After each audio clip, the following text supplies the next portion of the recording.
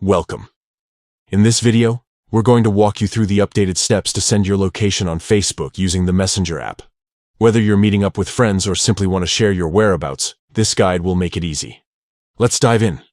First, open the Facebook app on your phone. Once you're in, look at the top right corner of the screen and tap on the Messenger icon. This will take you to your messages. Next, tap on the pen icon in the top right corner to start a new message. From here, either select a contact from your list or type their name into the search bar to find them. Once you've opened the chat with your chosen contact, look for the More icon. This is represented by a plus sign located next to the text box. Tap on it and you'll see several options appear. Now, select Location from these options. A map will appear on your screen, showing your current location. To share your live location, tap on Start Sharing Live Location. This feature allows you to share your real-time location for up to 60 minutes.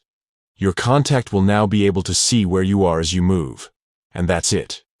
You've successfully shared your live location on Facebook Messenger.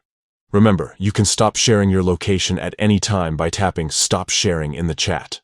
This feature is incredibly useful for coordinating meetups or keeping loved ones informed about your whereabouts. Thanks for watching, and don't forget to share this video with anyone who might find it helpful.